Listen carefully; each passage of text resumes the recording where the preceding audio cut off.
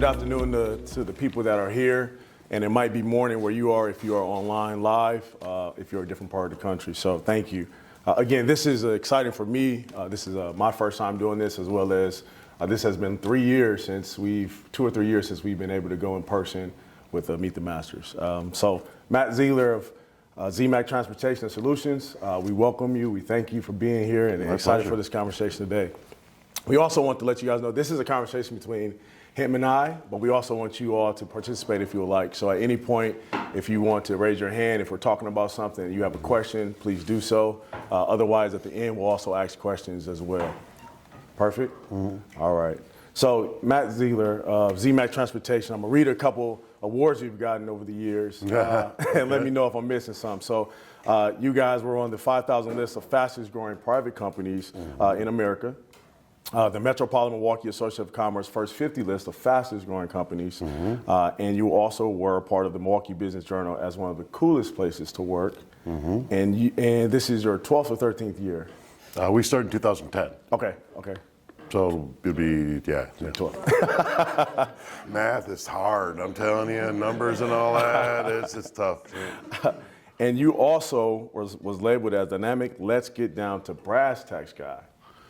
All right, I didn't know that one. I was going to ask you, where did that come from? People were talking behind my back about it, I guess. I don't know, but I'm a pretty straightforward talker, and I love a conversational, and I do speaking engagements, especially in transportation. That's our business. And honestly, my style is here's the dumb things that I've done. Don't do this, is pretty much what when I'm talking, is what I talk about quite a bit. Gotcha. I made a lot of mistakes. That's why. And we're going to talk about a few of them today. But this is also a special one because Matt went through one of our accelerator programs. We did. And it kind of comes back full circle, right? For him to sit here, give us some knowledge that he's had, some of the mistakes he's had, and some of the growth he's been able to do over the years. So this is also exciting for him. So Matt, I want to take it back just a little bit. Okay. We might age each other here, but do you remember the... I don't think. I appreciate you thinking we're the same, and we're not the same age at all, dude. But do you guys remember the projector that was in the middle of the classroom when you were growing up? I do. Okay, so I remember in 5th grade, my teacher did it the first week of the year, and she made all of us sit in front of it, and we had to sketch out our frame, our face. And you didn't know who it was. You could tell based on the nose or the hair or whoever it was, but there was a little plate that was blank.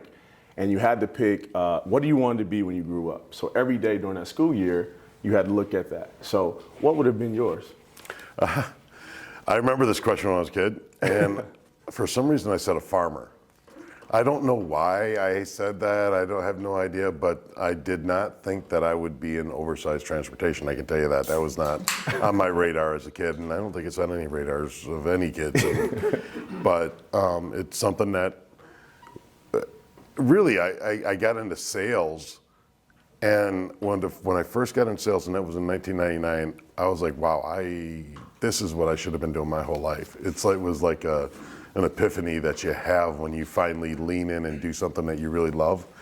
And when I started it was fantastic, and from that, it actually grew into my passion for transportation and what I'm doing right now. So. I would say that as soon as I got into sales, it was game over. I knew what I should do. Awesome. So are you saying you never farmed one day? Oh, I can't even grow a garden, honestly. I do a little like herb thing and it dies every year. So no, not a farmer. Awesome. And so tell us a little bit more about ZMac Transportation Solutions. So we coordinate transportation for manufacturers. We're an intermediary. We don't own any trucks.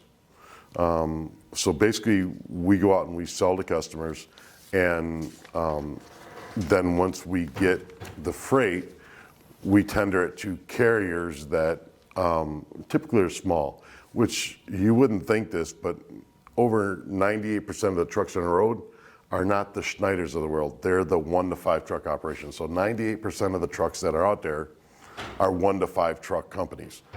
Well, if they are delivering in Denver, they don't have a customer out there because they don't know the next time they're going to be in Denver. So they need intermediaries to be able to get them freight all over the country.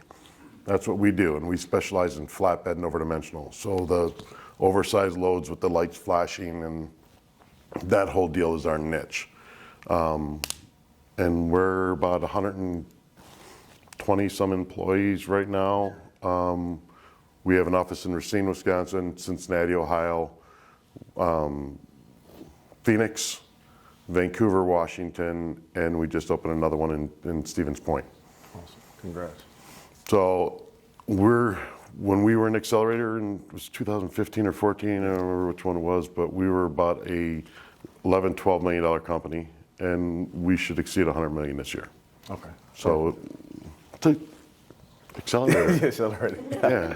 So as we talk about the Accelerator program, which was the Growth Accelerator program for business approaching 100,000 or to $1 million. So why Accelerator program? Why did you decide to do that? I was invited. You was invited. Pretty much that's the, and we were, we were the largest company in there probably. Yeah. And when you put that mark on it, I don't know if that's where you draw the line, so you don't take people over $1 million anymore, or No. That's we take companies approaching $1 million up until I think it's 10 million, 15 million. Okay. Yeah. Because that's when you really start to, I think you really start to jump into some trouble, and it depends on what, depends how many employees you have,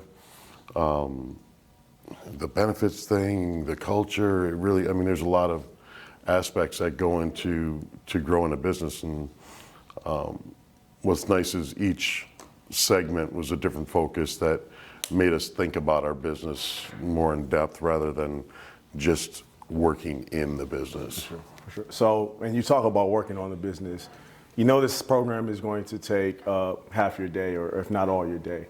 How'd you get into that and figure out who to trust so you can leave your business and actually work on the business? It was actually the start of doing that, to be able to trust people and to put managers in place. That was really a really hard part of growth is, you feel like you got to be there every day to make a decision, and if you're not there, that it's not going to get done. Yeah. You start to have this dependency on yourself, and or have the business depend on an individual, and that can really kill you. It can kill your growth because everyone wants to take a vacation. Everyone wants to enjoy a little bit of their life, and if you don't have someone that you can trust, even for a week, let alone long term, you have to entrust someone eventually to help you. Otherwise, you're gonna stay the same size because you can only manage so much individually, and it'll drive you crazy. Yeah.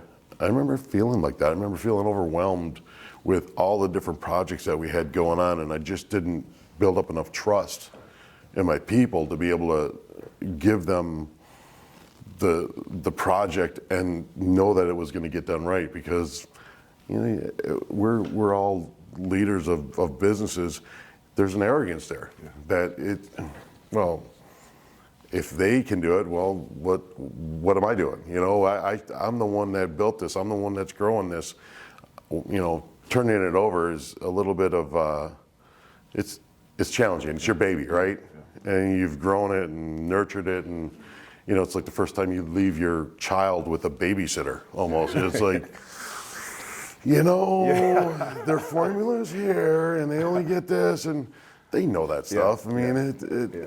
And once you build that trust, then honestly, it's better for your employees too, because now they feel like they're part of building it rather than just being told what to do. Gotcha. Thank you for that.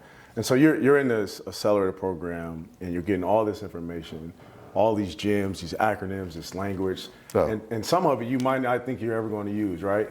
So how did you start to apply it while you were in it, and then what did you do after the program? So, after we were in the program, right, and you're going through and you're developing these plans for growth, and you start to put things in place. And I remember this distinctly. I was like, okay, we're going to do this project, and we're going to change this. And we got all the way through it, and I'm like, wow, that's a good idea. Damn it, I got that from Accelerator. I didn't apply that. You know, you don't know what you recall until you're actually doing it. So we put this in place and we think that, oh, this is a good idea. We are so smart. And I'm like, oh, well, looking back, that's exactly what they told us we should be doing in the accelerator. And we just didn't put the two together at a given time. But there's a bunch of, when you start working on your business instead of actually in it, you start to have these ideas and you're like, okay, well, we're going to change this or we're going to develop that, and putting it in place and seeing it come to fruition is really, it's really pretty cool. Yeah. Now, I guess I'm online now, but I take the credit for it, but it is actually, and I'm like, look how smart we were. No, a lot of it had to do with suggestions. Yeah. You know, no one in here does this exact same thing, so we can't say, oh, do this and you're going to be successful. That's not how it works. It's, if you think about your business in this way, you'll figure out what you need to do to be successful. I think that's the important part of the program, is not a guideline to success. That's nonsense. I couldn't tell you guys what to do to be successful in your individual business, but I can tell you that these initiatives that they have help you think about your business in a more of an abstract way so that you can come up with your plan to grow. And I think that was the most important part of what we did in the program. Perfect. So we just found a new spokesman for Growth Accelerator program. I told you when we talked on the phone, you get me started, I will yammer on like nobody's business. I will talk. So we're not gonna have trouble filling an hour, I can tell you that. No, you're good. No, thank you for that. And you talked about just working on the business and finding something that made sense for your business. And as people, business owners, some of our cohorts going through this, how important is mentorship? And also, how do you find that right program for your business? So, a lot of it has to do with being introspective, right? You look at your business right now and you want to be truthful with yourself and really look and say, where are the weaknesses in my business? What could we be doing better? What area should we focus on? You start with the first thing first, right? Really, I think that as far as, you want to be involved in your industry. I do a lot of transportation seminars and I go to a lot of conventions around the country, because if you go to those things, you're going to find people that will chat with you about things that they've gone through in your exact business. So if we're going to, on a very specific level, you definitely want to be involved in whatever your industry is, be involved in the associations that are there, and go to the events. It's amazing. More stuff gets done at the bar than anywhere else. So you go to the bar and you will talk to people and they'll say, whatever bad thing they've done or whatever good idea they had, it's funny how it just leaks right out at the bar. It does. It's fantastic. So I would say, be involved in your individual associations in your areas to be able to gain knowledge through alcohol. Yeah. So talking about a bar and alcohol. Whoa, hey, all right. So kind of like the bar on the grass, golf, right? So in 2009, 2010, you and your business partner was on the golf course, and you come up with an idea about starting this business, ZMac Transportation. Did it happen before then, or was it a couple drinks in, or was this always going to happen? So I started the business in 2010 with my business partner, Jeff. About 6 years ago, he retired, and I was able to buy him out. So, but when we were golfing, it was actually something that I had pitched to the company I worked with previously. So I had worked for a company in Oak Creek previously, and they were an asset-based transportation company, had a small brokerage, but I said, well, I want to expand that logistics side, because there was a hole in our industry. It was someone that actually knew about flatbed and over-dimensional freight and leaned into that specific niche and concentrated on it. and grew the way other brokerages did. If you guys may have heard of like C.H. Robinson or TQL or Coyote, even UPS and FedEx have large brokerage divisions. So they have these brokerage divisions that have a similar model where you hire classes of people and you do training, you cut them loose, and then, for them, it's only about a 20% retention rate. Ours is higher than that, but I wanted to do these classes and invest 2 to 3 times a year in people, because that's really our engine of our company is people and selling. So my old boss did not like that idea. They were an old school asset-based trucking company and very good, wonderful company. I'd never say a bad word about them, but the idea just didn't sit with him well. So to kind of make my financial goals a reality, I started ZMac. I was with Jeff. Jeff actually he had run a business before. So it was like okay, let's do this thing together. He was in retail construction, and I wanted to be able to utilize his knowledge of running and starting a business, my knowledge of transportation and the ideas that I had in that side, and together that's where it actually comes from. My last name's Ziegler. His last name was McMahon. That's where ZMac comes from, is Ziegler McMahon. So. I was guessing that, but we all can be wrong. So you get ready to start this business and you leave your job, right? Mm-hmm. What kind of hiccups did you run into trying to start this business? When we started the business, I went to my wife, and we had 4 kids. And I said, I'm going to cash in our 401k. I'm going to leverage every asset that we have. I'm going to borrow money from my family because I needed to have a certain amount of capital to get this thing off and running. Told her, if it doesn't work, we probably are going to move in with my mom in her basement for a while till I get another job with our 4 kids. But that's, I said, if you want to take the risk, we can do this. And she goes, well, let's go. Come on, let's do it. Because at the time, we weren't young, but it was the right time for us to do that. Didn't flinch. I was surprised. It still surprises me. I'm like, 4 kids, and you're just willing to, okay, yeah, whatever you want. We'll go live in a tent, I guess. I don't know. It was confidence in me and the idea that we had. And so there was challenges in just that, taking the first step. So if you've started a business, that's the hardest part, is that first step off the ledge. I had an employee that I wanted to bring with from the previous company. He goes, it's a lot different when you're looking over the edge and you're about to step off from getting pushed. And when I felt like when we started the business, I kind of got pushed over the edge, like, okay, it's gonna happen. We're gonna do this. But asking him to come over, he's like, nah, I'm not ready for that yet. So eventually he did come over, but it's taking that initial leap is very challenging to do.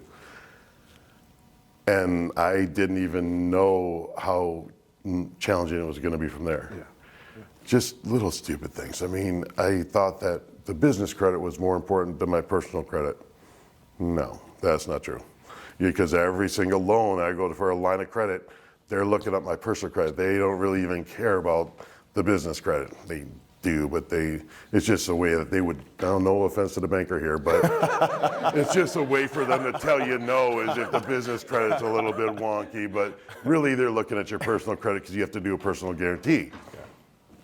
Didn't really know that, I guess. I thought that it was going to be more about, because I didn't take any money for 3 months, first 3 months we were in business.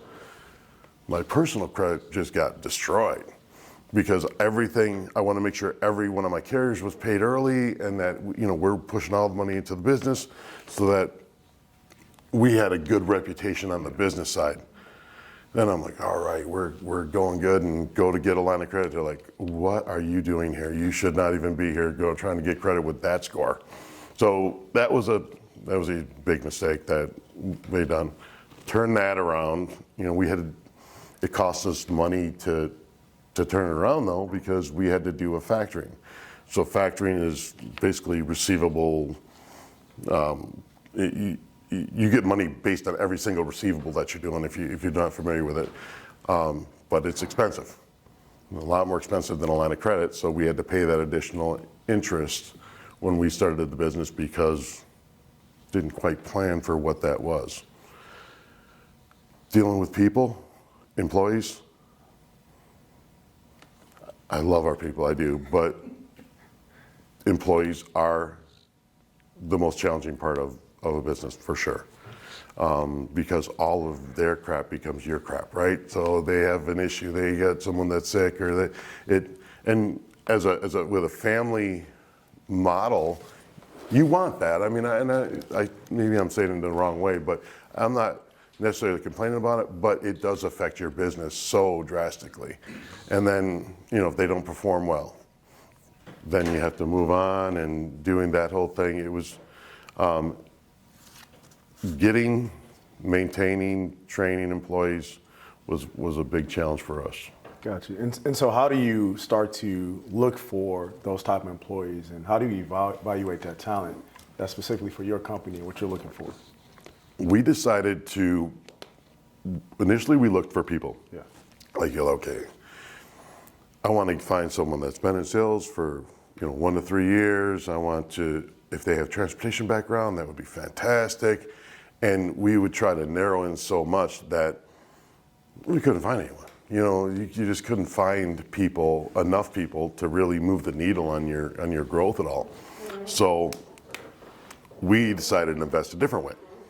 We invested in training. So now we have 3 full-time trainers.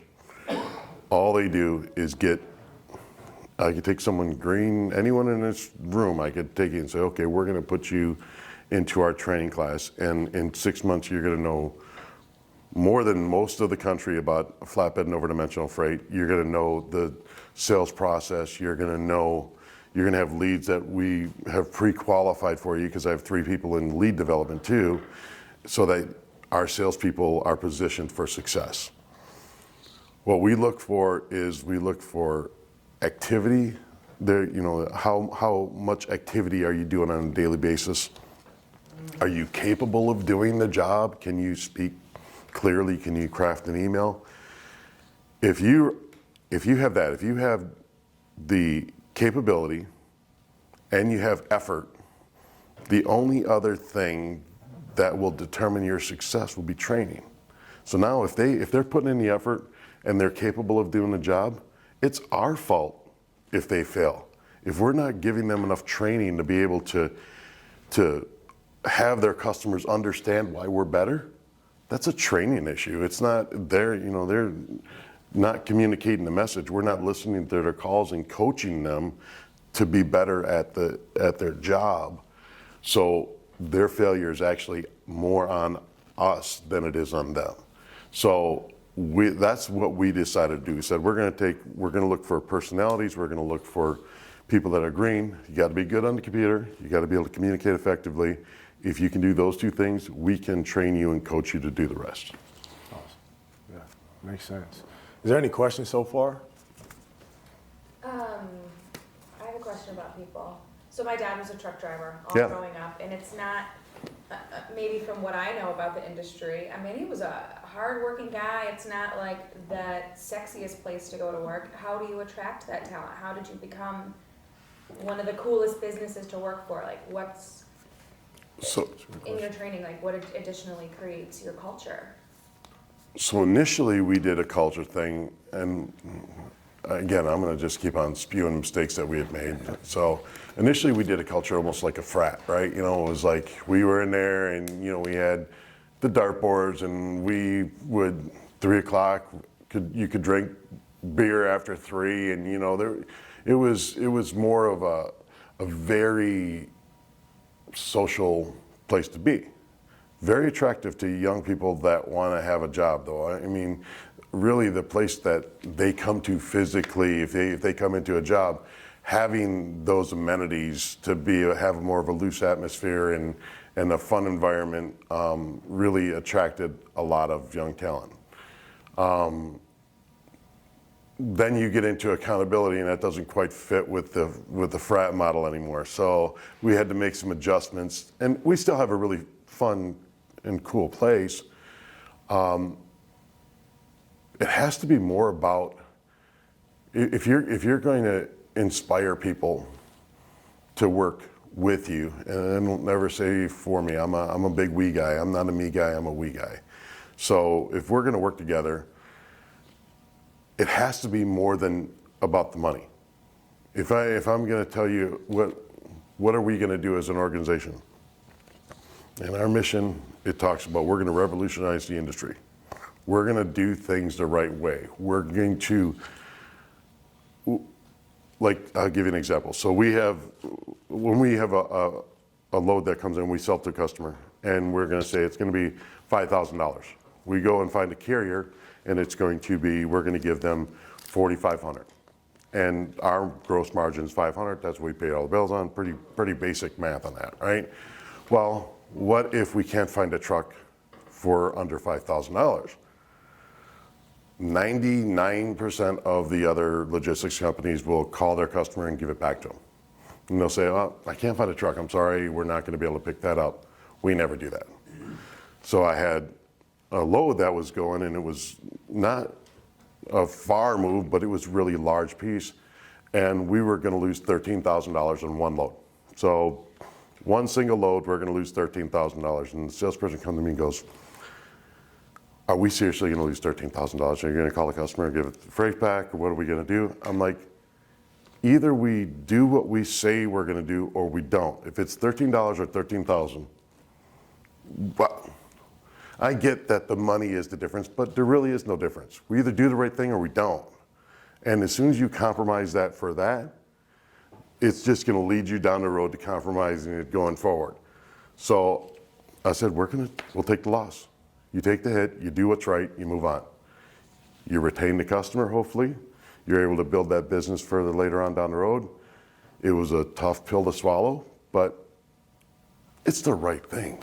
Honestly, that's really at the core of it. When you're gonna do something, you know if it's right or wrong. And you can just kind of feel transactionally, Yeah.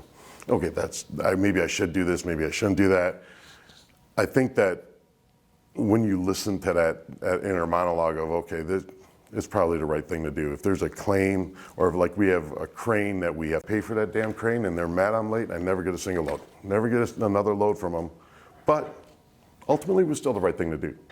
And if I'm comfortable in my own skin and doing these type of things, it sure does make it a lot easier day to day. You know, where instead of, when you feel like you're always kind of looking for a way to get over on people, it has to be exhausting. Yeah. So where do you? Okay, I was going to ask. So where do you get that from? Where do you account that for? Just being the way that you are, right? Being accountable, understanding that trust and that culture that you're trying to present. I think that people get hung up in money way too much. Yeah. I have a collared shirt on here, but I can't remember the last time I've had one on. Typically I'm a jeans and boots guy, right? I don't. You're never going to see me driving a Maserati or anything like that. And not that I don't like nice stuff, and I am definitely a capitalist. I'm not talking about. We're a for-profit organization, but I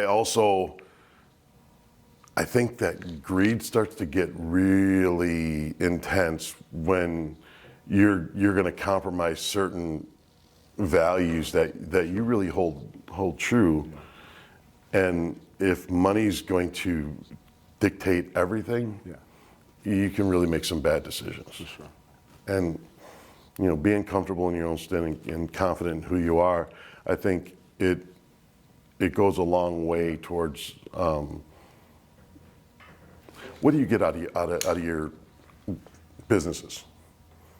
The biggest joy I get out of my business is seeing how it positively affects my people, the people that I work with every single day. They'll start off and green as a blade of grass, and then they'll start having success, and then the next thing you know, they're buying a new car, and then they get a house, and they get a family, and you can see this progression of people throughout the years, and it's not because of me, it's because of them.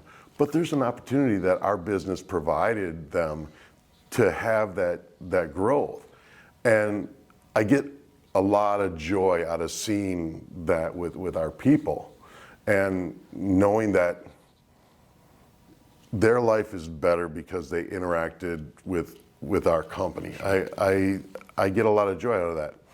If my joy was just about money, then the whole thing changes. Yeah. So when you look at what you're actually trying to accomplish out of your business, really think about that. And if it's just money, that's fine. A lot of people do that, and it works out really well for people. But I think that you want to look at what's more than that you can take. Yeah. Because we're all going to leave it behind someday anyway. Yeah. Thanks for that. Joe? Culture, reputation obviously seems to be really important with you, and you have in your business, you're kind of working in between two others. Mm-hmm. You said that the trucks, the drivers are oftentimes very small businesses. What do you do, and was there anything in what Scale Up or the Accelerator provided in kind of qualifying who your partners are and how you do that? Your reputation is staked on their ability to deliver. How do you do that in your business? When we went through Scale Up, one of the biggest benefits was really about the questions that you ask yourself, like I mentioned earlier, and when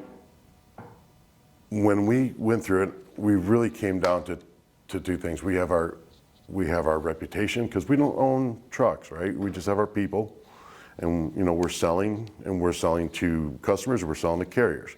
So we have our reputation and our technology. That's about all that we really have to stake it on.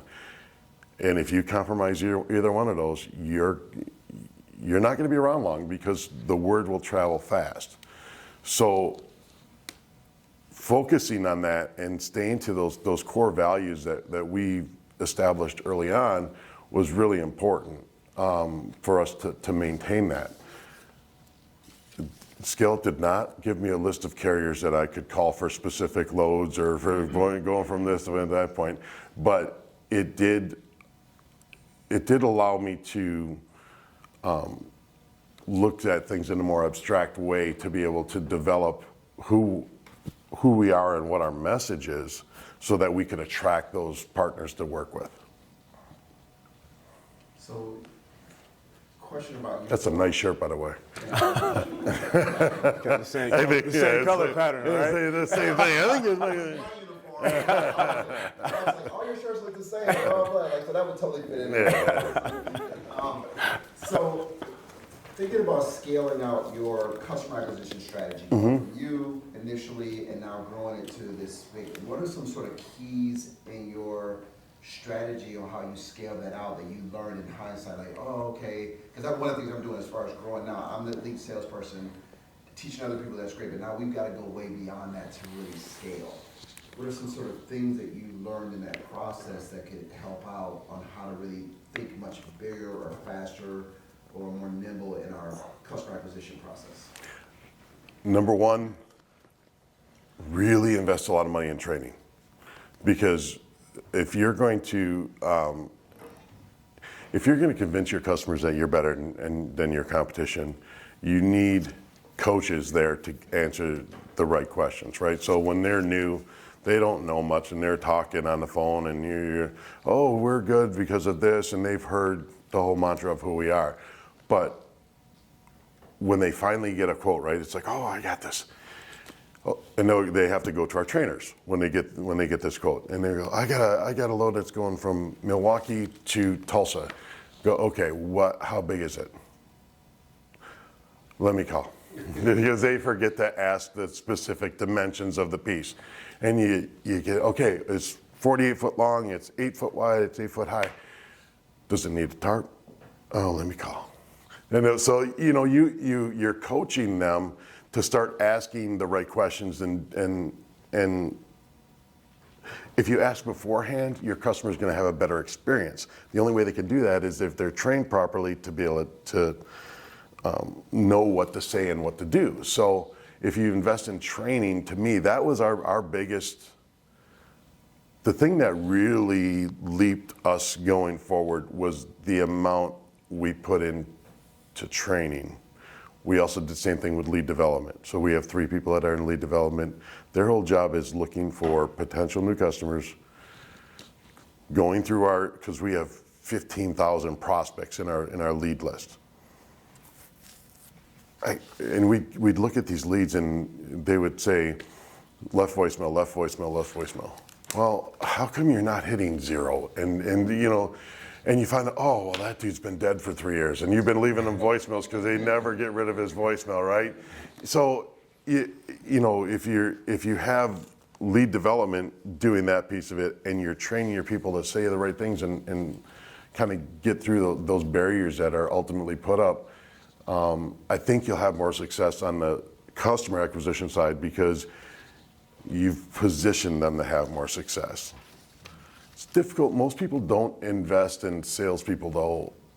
It's like their hardest step to get over. It's like, we're doing good. How are we going to grow? And you say, well, you got to add 3 salespeople, and probably one of them's going to be there at the end of the year. You're like, well, I can't do that. I'm gonna throw away $60,000 if I'm paying these guys for that time, and then they don't end up making it.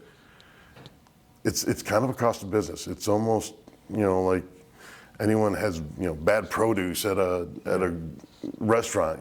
There's going to be a cost of business, and that's what you have to be able to absorb. And it's difficult for people, especially small businesses, and I get it, because it's a very tenuous time. To hire 3 to keep 2. If you are fortunate to keep a 66%, that would be fantastic. In sales, honestly, 40 to 50% is pretty good. Better than industry. Be happy with 1 out of 3.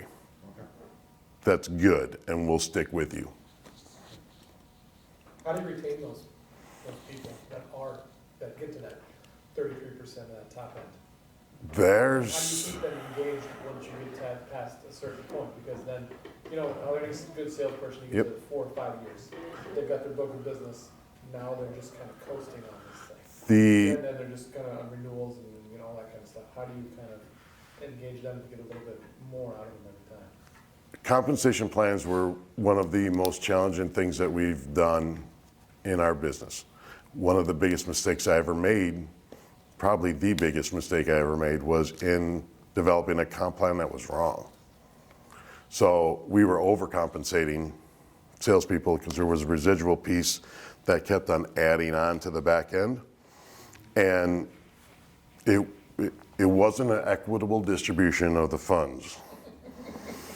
And trying to tell a salesperson that and have them believe you and stay with you was very challenging. We lost a lot of good people because we set the plan in place wrong. Now, we didn't go back on our word. We didn't, we paid end of year stuff and we did all that, but then we changed it the next year. We're like, all right, congratulations, you got us this year, but we're not going to do it again.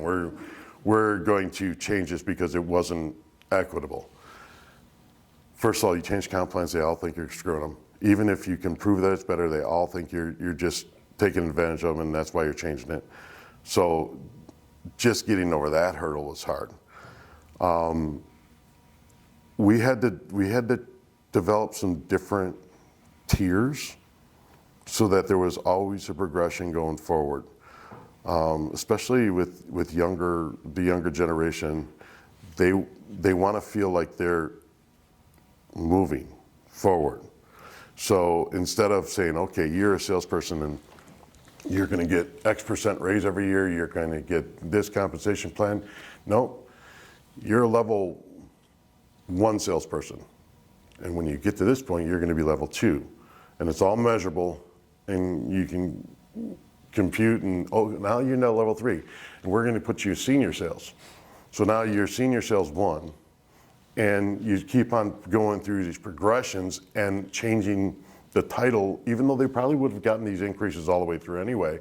but actually changing the title and having them feel like they're going through these accomplishments, and they are, I'm not saying that they're not, but recognizing that those are steps and accomplishments goes a long way to retaining the people so that they don't feel like they're just in this, I'm a salesperson.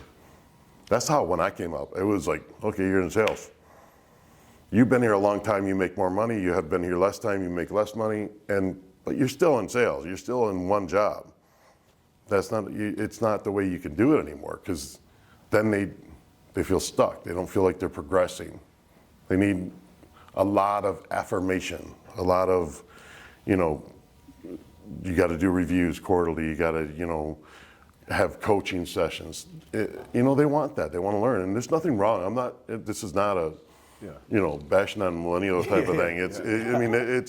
It's good, but that's how you're going to get a better response than the way that when I was coming up in it, it was pretty much just do your job, right? And I'll tell you if you suck, otherwise just assume you're doing good.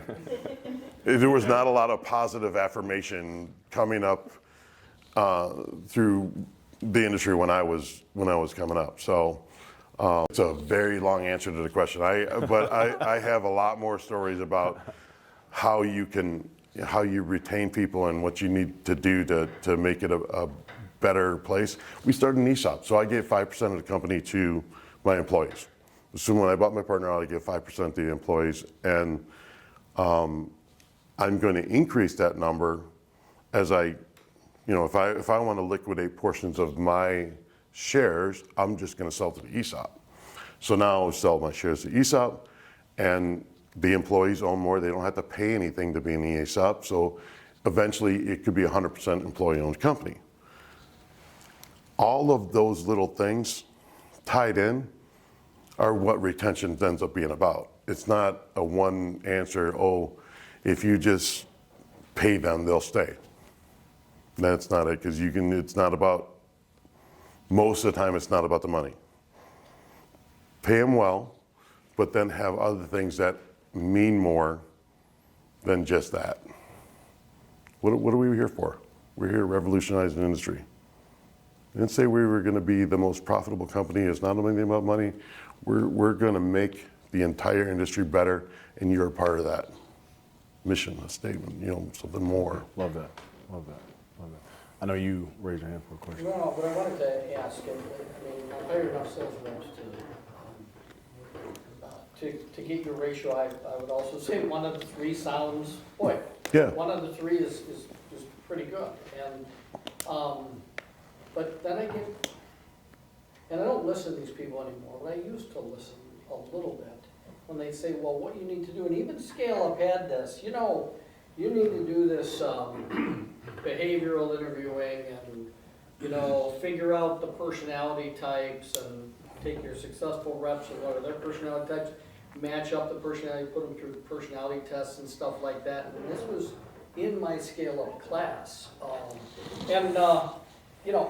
eventually figured out, that doesn't really work. Do you do like a personality test? What do you do to figure out, or do you just hire the guys and girls who look good and look sharp, and then you figure it out after about 2 months? You go, okay, that guy's, and that one don't. How do you? That's a great question. Personality type thing just drove me nuts, and I fell for it and spent money on personality tests. And the only thing I wish that I'd taken a personality test to realize how dumb I was. That would have helped a lot. I love this question, and I'm not talking. I don't know if Scale Up has a personality test, whatever it is. I'm not. And if you do, I'm not talking crap about it. But I think that is the worst thing that's ever been invented. Honestly, I think that there is a better way, especially for hiring salespeople. I think there's a better way to determine that than this test that is supposed to match up based on my one salesperson who comes from a completely different background and a completely different life experience, and somehow it's going to match up. And I can see the academics going, well, it's science. It's, you know, it's this trait matches this trait, and therefore it should be the same. It's not. And I have done it like you're talking about. I have been all through the tests, and I've done them all, and I have not found a single thing that works. Does work? When we're in our interview, this is what we actually develop to be able to determine. They come in for an interview, even virtually. We're going to have them, we're going to say, okay, look up a lawn care company. Call our trainer, sell them lawn care. So we'll say, they'll have to get on the phone and say, hey, drove past your house. I saw your grass was long. You know, we have a lawn care service. Would you like us to come over and cut it? Pretty easy conversation to have. And our trainer's receptive and say, yes, I would like to have my grass cut. That would be wonderful. And they set up an appointment, and you know, you kind of hear how they're talking. Then we make them call back and say, I'm not going to be able to make that appointment. So now they have to do a second call and say, what can I do to make this right? They all give money back when they do that. So they'll call and say, oh, I'm going to do it for 20% less because we missed the first appointment, blah. We have them follow up with an email to the trainer so that we can see if they can craft a good, legitimate email. And by the end of that, you have a decent feel. They've already gone through, we always do a computer test too, because if they suck on the computer, we have gone down that road and trying to coach them and train them to do computer stuff. It is, and I am an old dog. It's tough to teach me new tricks. And if it's just not innate to be on the computer, it's very difficult to treat or to train after the fact. So that's one that we're for sure on. But having them go through the interview and then this role-playing scenario helps a lot. It's amazing how you feel so positive about someone that you interviewed over on the phone, and they get in there and they're having a good conversation, and as soon as they pick up and call that trainer, you're like, well, this dude ain't gonna be able to do it. This is not gonna work. So it's a valuable tool that we use to do evaluation. Still not a higher percentage by any means, but you know, you want to try to find the best people you can, and we do okay. So before we run out of time, I want to talk a little bit about pandemic and how that works. In 2 minutes, I'll talk about it. I got you. And then you're in Growth Accelerator 4, and so we're about to go to 8. We teach and preach growth, and so we've grown out of the personality test, just so you know. So just quickly, I had a few questions, but I'll kind of just narrow it down to just one. The pandemic starts to happen in 2020. There's a part where there's a shutdown. Mm-hmm. Your business is built on moving things, right? Mm-hmm. And on-time deliverables. What were some of the things that you did during the pandemic that, even that you might still keep now, that were innovative or, you know, marketing-wise? You adopted new things. What were some of those things that you did then, and do you still have some now? The pandemic changed everything. It changed everything in our business, our industry. When we went into the pandemic, we had nobody working from home, nobody. And because we really put a lot of emphasis on our culture, in our, you know, we wanted to have people come in because it's a cool place to work, you know, and we have music going and it's fun and it's lively and there's a vibe that you can feel. When the pandemic hit, we had to send everyone home. Everyone did, right? So we had everyone working from home. Trying to get them back is like pulling teeth. So you have to make a decision at that point and go, okay, am I going to rethink how we built this business and what's going to be the way what we look like going forward? Or am I just going to accept that, you know, if you don't come back, you're fired? So I could lose a lot of good people if I decide that they have to come back. We developed a hybrid where you can work a few days from home and you can come in. We have 100% remote, and we have people that are in the office. If you come in the office, I'm giving you a $15 a week stipend to pay for the gas to come in, so that because that's the question you get, right? It's like, oh, well, these guys don't have to come in, and they, I got to drive every day and the time and this and that, and like, well, you're getting the benefit of having people out there can coach you real time. It was about the stipend. The stipend actually got people in, but the real problem is culture, right? So now you have all these people that are working remote, and you have people that are, maybe hybrid and bouncing back and forth, and you have some people that are in the office. How can you manage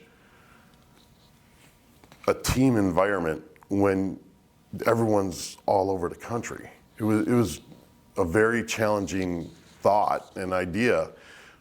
So what we did is we actually developed a plan to how we were going to have culture after COVID, is what we call it, right? So what are you going to do with culture after COVID? So we converted everyone to Teams. Teams voice and Teams, everyone had a camera so that we could, when you're going to call someone internally, you're going to actually have to have your camera on and look face to face. Surprising how big a difference that makes compared to what it was just on the phone before. That was one part of it. We also went to a peer recognition program. So I don't know if you guys are familiar with a company called Motivasi, but basically we give employees $10 a month or something that they can give to another employee. They don't get to keep it, but they have to give it to another employee. So now if someone is working, down in Tennessee and their dispatcher here in Racine does a good job, they stayed late, they covered a load, they go on to Motivasi and they say, hey, great job staying late and covering this load. They can just say that, and everyone in the company sees that they recognize them, or they can give them money so that it's like, hey, there's $5, add it to your total. When they get up to 100, they can cash it out and get a card or whatever it is, so that you're having that recognition. It's funny how it builds on it. You start doing it, and they all start recognizing each other, and it just becomes this thing that is happening all over. But they start to know who they are, and it helps with that family culture that you're trying to develop. We're also in the process of doing a billboard. So you'd have every person at home would have a smart TV that's up there, and it's tuned to one station, a website, and it's going to have content about our company. Hey, look, this load that so-and-so moved. This is, hey, take a picture with your pet day. Then everyone dumps it into a file, and then it's rolling with the people with the pictures of the pet, so that they can relate to the people that are in different parts of the country, even though we're not in the same building. I don't know if it's going to work. It's costing us a lot of money to do, and that's fine. I believe it will, though. There has to be something that can bring us together even though we're apart. And I think, these little things that you try to do like that, I think can make a big difference to have us feel like we're more together. Gotcha. And I don't want to interrupt anyone's questions. I think we'll be here for a few minutes after. But one more quick question about the pandemic. So it happens kind of unforeseen a little bit, and you hear about all these businesses where things start to happen, whether it's fires, whether it's water damage. Did you have anything in place, like emergency plan, a catastrophic plan, and do you suggest that? No. No, I mean, I think the best emergency plan you can have is don't spend all your money. That's honestly, have retained earnings that you didn't pull out, and so that you have a little bit of leeway there. That's the best, because how can you plan for an emergency? No one's going to plan for a pandemic. No one can figure out that's going to be the thing. And I have fire insurance, but we have a basic plan because we switched our computers remotely so that we could be able to access, so we have an idea of what we do, but there's no evacuation plan for a business, right? It's not like this is going to be the emergency and we're going to go here and we're going to do that. You have to be nimble enough to be able to move based on whatever that emergency might be. And not being over leveraged is the easiest way to do that. Gotcha. So again, we're about 2 minutes out. I'm gonna ask you some quick questions, whatever comes to the top of your mind. No, boy, it sounds like a personality test is what it sounds like. The Packers. The best football team in the history of the world ever and ever. Golf. The only way that I can be competitive anymore, I was an athlete in high school and I miss being competitive. Golf allows me to do that. Gotcha. Developing people or developing culture? People. People is culture. Like I said, that's what gives me joy, Yeah. is seeing the development of younger people and people that didn't believe in themselves now believe in themselves. It gives me an enormous amount of joy. Perfect. Don't do this in business. Oh, yeah. You said 2 minutes. I got a list of things I've done wrong. Give me one for our entrepreneurs that are starting to start businesses up. I would say, you know, have a plan for growth. I would say that was the biggest thing when we actually developed a financial plan and put it in place, and we were able to grow. That was a big one. But the don't do's. I mean, I made so many mistakes. Honestly, I think the biggest one, like I told you, the comp plan was the biggest one. Spend whatever amount of time you spent developing your comp plan, just take that same amount of time and review it again, and go 10, 15 years down the road what it's going to look like, because it really destroys spirits when you have to take away. I never want to take anything away again. Gotcha. That was a big thing. You take things from your employees and it just destroys their spirit, and it destroys really who we are. Really bothered me. That one really bothered me. A daily personal habit that you have. Good habit? yeah, good habit. Good habit.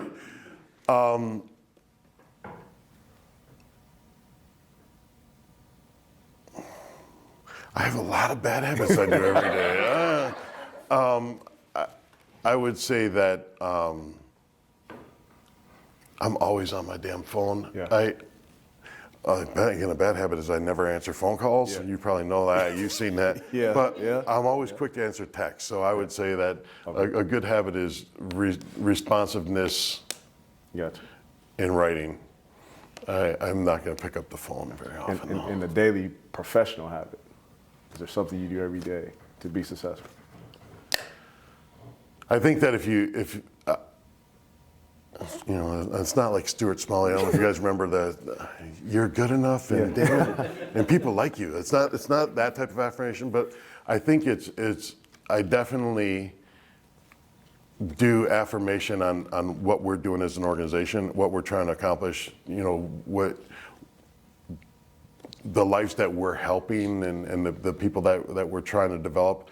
I think that keeping that in the forefront of your mind is a big deal. That helps you get through a lot of tough times. It's when you know that you focus on that. You're focusing on, hey, well, no matter what happens, we're helping this person. We're trying to make this a better place for these people.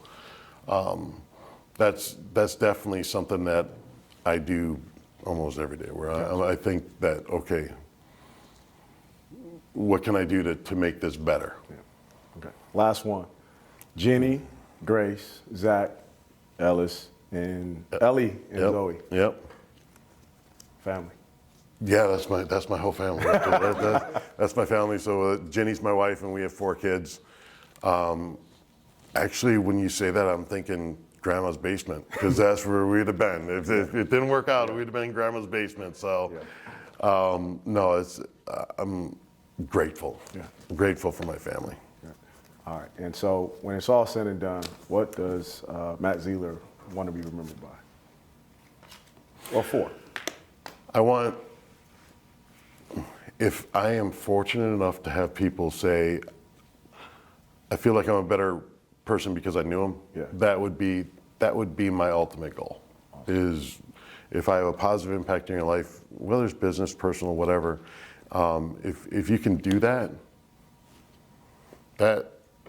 then that's what legacy is, right? Yeah. So if you do that, that's how you're going to carry on after you're gone. So that would be a huge compliment to me if people felt that way. Perfect. Well, Matt, thank you so much. Probably 60 minutes was probably too short, but thank you for being here. Didn't even get into my good stories, man. I got some whoppers for you.